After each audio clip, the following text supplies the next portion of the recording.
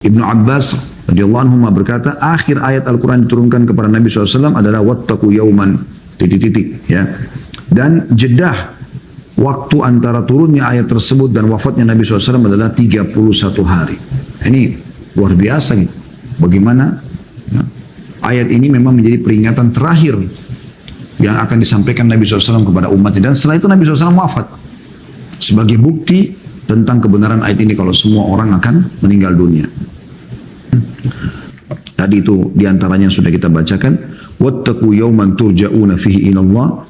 Bertakwalah kalian ya, atau takutlah kalian, peliharalah kalian dari hari di mana kalian akan dikembalikan kepada Allah. Maksudnya kita sehat, sakit, kuat, lemah, kaya, miskin, turunan darah kerajaan, raja atau masyarakat biasa, tetap turja'una fihi ilallah. Kalian akan dikembalikan kepada Allah. Mau kemana kita? Mau kemana teman-teman? Sadarlah, terlalu banyak manusia sebelum kita. Terlalu banyak. Yang lebih tampan, yang lebih cantik, yang lebih pintar, yang lebih sempurna tapi mati juga. Bukankah Anda pernah mendengar dan sebagai seorang muslim tahu tentang 25 nabi dan rasul? Mana mereka? Nabi Muhammad SAW saja meninggal dunia. Dan sahabat menangis, sedih mereka dengan kematian Nabi SAW tapi tidak bisa buat apa-apa. Itu adalah sunnatullah, peraturan yang Allah terapkan.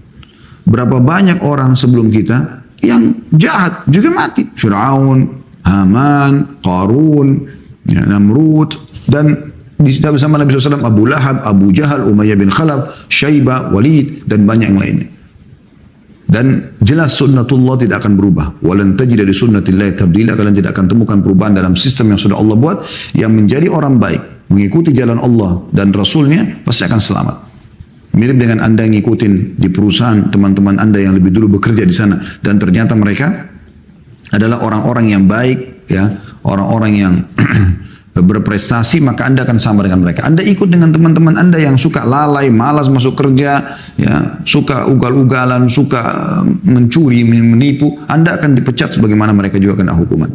Begitu juga di dunia, Anda ikutin orang-orang yang fasik, ahli maksiat dan orang-orang yang kafir, Anda akan sama dengan mereka. Dan Nabi SAW meringkaskan dalam sebuah sabda beliau yang luar biasa. Ini termasuk jawami'ul kalim, adalah kalimat yang ringkas tapi memiliki makna yang dalam gitu.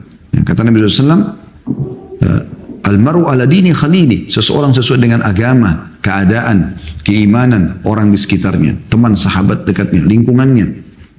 Falyandur ahadukum ila man yukhalil. Maka kalian harus pilih dan jeli sekali melihat orang yang berada di sekitarnya. Hati-hati, jangan sampai salah ini. Nah, kita akan kembali semua kepada Allah Subhanahu wa taala.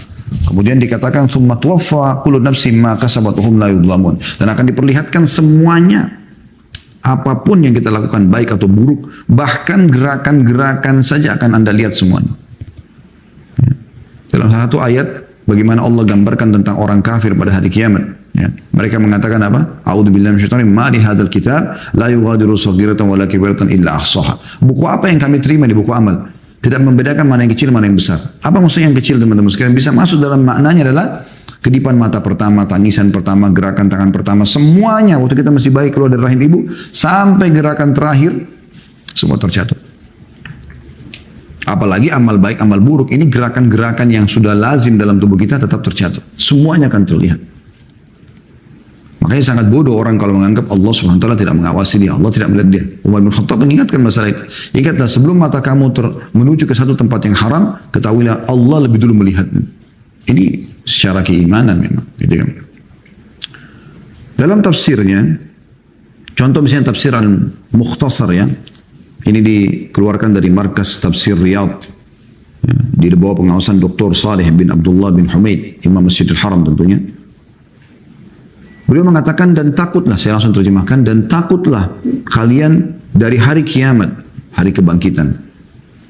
Hari kalian dikembalikan kepada Allah untuk perhitungan. Semua akan ditanya oleh Allah Subhanahu wa taala. Semuanya, yang mata kita lihat, yang telinga kita dengar, yang lisan kita ucapkan, yang dimakan, dimasukkan ke mulut kita, ditelan oleh tenggorokan kita masuk ke perut, yang tangan kita menjamah, kaki kita melangkah, kemaluan kita menyentuh, semuanya. Dia, Allah akan membalas setiap kebaikan atau keburukan setiap orang tanpa mengurangi pahala dan tanpa menambah siksaan dari yang semestinya. Kalau dalam tafsir Al-Madinah Al-Munawwarah dikeluarkan dari Markas Ta'zim Al-Quran di bawah pengawasan Profesor Dr. Imad Zuhair Hafidh, Profesor Fakultas Al-Quran Universitas Islam Madinah, hafizahumullah semuanya. Beliau mengatakan, wattaqu yawman, potongan ayat, ya, dan pelihara dirimu dari suatu hari, yakni hari kiamat, hari kebangkitan. Ini nggak bisa kita luput darinya. Ya, Anda selalu dalam Al-Fatihah membaca Maliki Yaumiddin. Dalam sholat wajib minimal 17 kali kita ulangi ayat ini. Bagaimana dengan sholat-sholat sunnah? Selalu Allah ingatkan, Raja pemilik hari kebangkitan. Dan juga salah satu rukun iman kita, iman yang kelima, iman kepada hari kiamat, hari dibangkitkan. Kemudian kata beliau, lanjutannya, wattaqu yawman tadi, hari kiamat, turja'una fihi ilallah, pada waktu kamu semua dikembalikan kepada Allah, yakni hari kematian kalian. Hati-hati, sebelum ke hari kiamat, prosesnya pintu, namanya kematian, kalian akan masuk di pintu itu. Dan beliau menukil dari Ibnu Abbas radhiyallahu anhuma yang berkata, ayat Al-Quran turun ini, ayat ini adalah ayat yang terakhir turun kepada Nabi SAW. Dan antara turunnya ayat ini dan kematian Nabi SAW adalah 31 hari. Artinya ayat terakhir yang Allah ingatkan, ya, Nabi SAW dan umat Islam ini adalah ayat ini. Wattaqu yawman turja'una fihi ilallah. Hati-hati kalian dengan hari di mana kalian akan kembali kepada Allah. Dan Rasulullah SAW bersabda, dahulu ada pedagang yang memberi utang kepada orang-orang. Dan apabila ia mendapati seseorang yang kesulitan untuk membayarnya, maka ia mengatakan kepada pembantunya, maafkanlah dia. Semoga Allah memaafkan kita. Maka Allah memaafkannya. Ini masih dinukil dalam tafsir tersebut, ya. Tapi ada tambahan informasi di sini bahwasanya ayat ini ayat terakhir turun kepada baginda Nabi SAW untuk memberikan peringatan, dan yang memerintahkan untuk diletakkan di situ, ya, di antara ayat 280 dan 282, ya, setelah menjelaskan masalah riba, ya, masalah sedekah, Allah SWT mengingatkan masalah ini.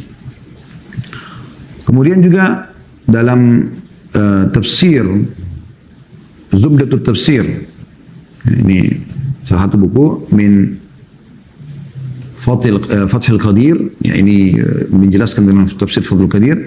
Dr. Muhammad Sulaiman Al-Ashkar, beliau mengajar juga di Masjid Madinah, atau di Masjid Madinah, maaf, ya. Beliau mengatakan, Al-Qasim bin Abi Ayyub berkata, suatu ketika aku mendengar Sa'id bin Jubair mengulang-ulang bacaan ini dalam sholatnya sebanyak 20 kali. Artinya, para salafus salih dulu, begitu lewat Al-Baqarah, pas baca Al-Baqarah 281, mereka mengulangi sambil merenungi.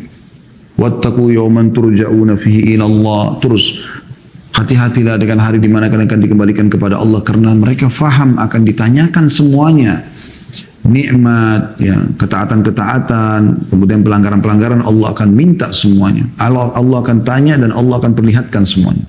Lalu beliau mengatakan, ayat yang paling agung untuk menasihati para pemakan riba dan para pemilik harta yang mereka telah disibukkan oleh harta mereka, prestasi dunia, sehingga lupa akan ketaatan kepada Allah, berikut ini adalah ayat yang Allah tutup dengannya ayat-ayat riba, dan merupakan akhir ayat yang diturunkan oleh Allah SWT di antara wahyunya kepada Nabi Muhammad SAW, yaitu wattaqu yawman turja'una fihi ilallah thumma tuwaffa kullu nafsin ma kasabat wa hum la yudhlamun.